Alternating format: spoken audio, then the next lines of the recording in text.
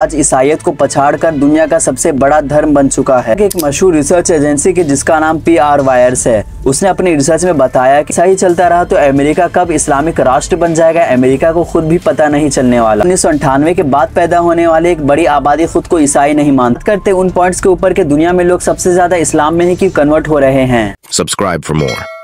दोस्तों, दुनिया भर में मुसलमानों की आबादी जिस तरह बढ़ रही है और लोग जिस तरह इस्लाम कबूल कर रहे हैं, इसने दुनिया भर में सभी को हैरत में डाल दिया है। इस्लाम की लोकप्रियता का अंदाजा आप इसी बात से लगा सकते हैं कि ये आज ईसाईयत को पछाड़कर दुनिया का सबसे बड़ा धर्म बन चुका है। आपको बता दें कि हाल ही में हुई रिसर्च के मुताबिक ईसाईयत को मानने वालों में ऐतिहासिक गिरावट आई है। ईसाई धर्म में एक बड़ी तादाद ऐसी है कि जो पैदा तो ईसाई घर में हुए, लेकिन बाद में उन्होंने ईसाईयत को छोड़ दिया। अमेरिका के एक मशहूर रिसर्च एजेंसी की जिसका नाम PR वायर्स है, उसने अपनी रिसर्च में बताया कि 52% अमेरिका की ऐसी आबादी है ईसाइयों की जो ईसा अलैहिस्सलाम को सिर्फ एक इंसान के तौर पे देखती है। यानी कि ये लोग हजरत ईसा अलैहिस्सलाम को एक बेहतरीन टीचर और एक बेहतरीन इंसान के तौर पे देखते हैं, ना कि गॉड के तौर पर। ये लोग ना ही ईसाईयत पे यकीन रखते और ना ही ईसा अलैहिस्सलाम का खुदा के बेटा होने पे।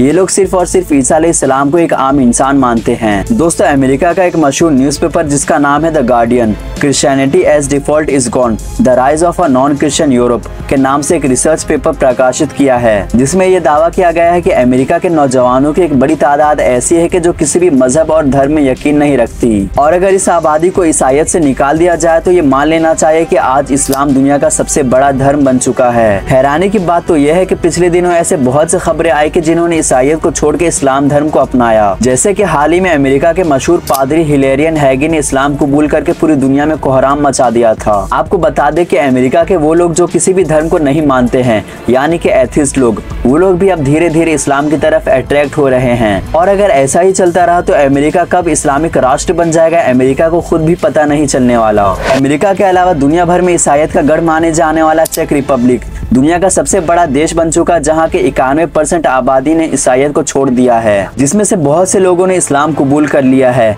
और ऐसा ही हाल यूरोप के कई सारे देशों का भी है। ऑस्ट्रेलिया के मशहूर रिसर्च कंपनी MC क्रिंडल के मुताबिक ऑस्ट्रेलिया में लगभग 94% ईसाई हैं, जिनमें से 46% ऐसे हैं जो खुद को ईसाई मानते हैं। बाकी ज्यादातर लोग ऐसे हैं जिन्होंने ईसाईयत को छोड़ दिया है, या फिर मुसलमान बन चुके हैं, या फिर किसी भी धर्म का हिस्सा नहीं है। लेकिन अब जो भी हो, ऑस्ट्रेलिया को ईसाई बहुमिले देश नहीं कहा जा सकता। आपको बता दें कि कुछ दिनों पहले ऑस्ट्रेलिया के एक बड़े नेता शरवण बर्गेस ने इस्लाम कबूल कर पूरे ऑस्ट्रेलिया को हैरान कर दिया। ऑस्ट्रेलिया में 1998 के बाद पैदा होने वाली एक बड़ी आबादी खुद को ईसाई नहीं मानती, और इस सर्वे ने दुनिया के बड़े से बड़े पोप और पादरियों के होश उड़ा दिए हैं। इससे भी ज्यादा हैरान कर देने वाली बात यह है कि कुछ दिनों पहले अमेरिका में एक आर्टिकल छपा था, जिसके मुताबिक अमेरिका में खुदा और ईश्वर पर विश्वास करने में सबसे ज्यादा आगे है तो वो कोई और नहीं बल्कि मुसलमान हैं। यानी कि अमेरिका में बाकी धर्मों के मुकाबले इस्लाम को मानने वाले यानी कि मुसलमान सबसे ज्यादा ईश्वर और खुदा पर विश्वास रखते हैं। आपको बता दें कि अमेरिका में इतनी पाबंदी होने के बाद भी अगर धार्मिक ऑर्गेनाइजेशन को रजिस्टर कराने की बात आती है तो इसमें भी मुसलमान सबसे ज्यादा आगे हैं। रिसर्च के मुताबिक अमेरिका में 25% ऐसे मुसलमान हैं जो कन्वर्टेड हैं, यानी कि वो पहले किसी और धर्म को छोड़कर मुसलमान बने। आपको जानकर हैरानी होगी कि अमेरिका में लगभग हर साल 20,000 लोग दूसरे धर्मों को छोड़कर इस्लाम कबूल करते हैं, और यह आंकड़ा हर साल बढ़ता ही जा रहा है। इसके बाद बात करें तो अमेरिका के बाद नाम आता है ब्रिटेन का।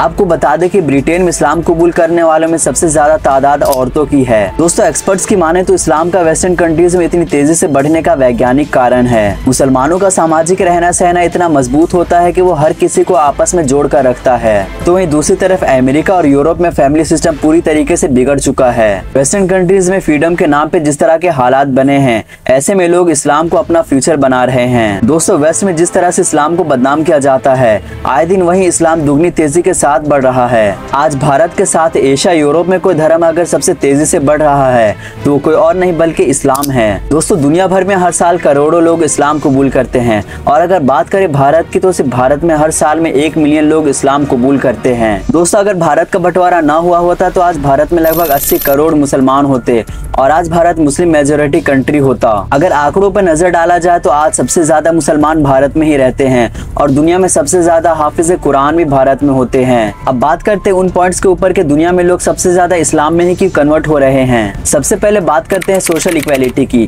काफी सारे धर्मों में देखा जाता है कि एक इंसान को दूसरे इंसान के सामने नीचा दिखाया दिखाया जाता है। जैसे कि इंडिया में जातियों में बांटा गया, उसमें भी कैटेगरी बना दी गई और शूद्र कास्ट को सबसे नीचे रखा गया। बड़ी जात वाले छोटी जात वालों के हाथ का पानी तक न पीते। इसी तरह कई जगह काले गोरे इंसानों में फर्क किया गया। काले इंसानों को गुलाम बना लिया जाता है और उनसे जानवरों की तरह ट्रीट किया जाता है और उनसे जानवरों की तरह काम लिया जाता। ऐसे में जब कोई नॉन मुस्लिम जिससे सोशल जस्टिस नहीं मिलती, जब वो इस्लाम के चैप्टर को पढ़ता कि कैसे इस्लाम के आखिरी पैगंबर ने बिलाल नाम के काले इंसान को सभी के सामने अजान कहने के लिए काबे के छत पे खड़ा कर दिया।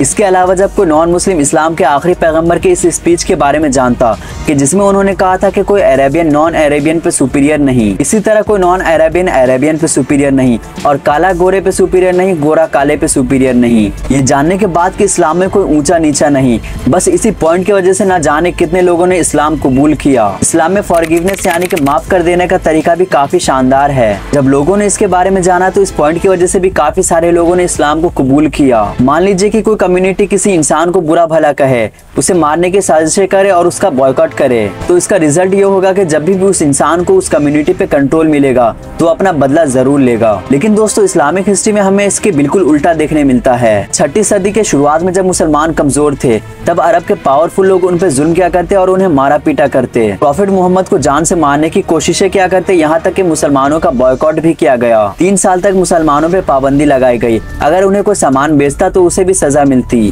3 साल बाद बॉयकॉट खत्म हो गया, लेकिन अभी भी मुसलमानों को टारगेट किया जाता, जिसके बाद मुसलमानों ने मक्का से मदीना हिजरत किया। आपको बता दें कि हिजरत एक अरबी वर्ड है कि जिसका मतलब होता है एक जगह से दूसरी जगह जाना। मुसलमान मक्का से मदीना चले गए, लेकिन मक्का के सरदारों का भी यही मानना था कि अगर इस्लाम को खत्म करना है तो पूरी तरीके से मुसलमानों को भी खत्म करना होगा। जिसके बाद कई जंगें लड़ी गई और ऐसा टाइम भी आया कि मुसलमानों ने मक्का को भी फतह कर लिया। अब मक्का के सरदारों को ये डर सताने लगा कि हमने मुसलमानों पे बहुत जुल्म किया, उनके प्रॉफिट को भी मारने की साजिशें की, और अब हमारा क्या होगा। इसी डर से बहुत से लोगों ने सरेंडर कर दिया, तो बहुत से लोग मक्का छोड़कर भाग गए। लेकिन जब इस्लाम के आखिरी पैगंबर ने अपनी बातें कहना शुरू की तो सबके सब हैरान हो गए, क्योंकि मक्का वाले तो यही समझ रहे थे कि आज के दिन हम में से कोई ना बचेगा। इस्लाम के आखिरी पैगंबर ने ये पब्लिक अनाउंसमेंट किया कि जिन्होंने भी मुसलमानों को मारा पीटा, उन्हें हिजरत करने पे मजबूर किया, उन्हें माफ किया जाता है। ये एक सेंटेंस इतना असरदार साबित हुआ कि जो लोग मुसलमानों को मारना चाहते थे, अब वो खुद मुसलमान हो गए। इस्लाम का ये चैप्टर आज भी इतना असरदार है कि जब कोई नॉन मुस्लिम इसे पढ़ता है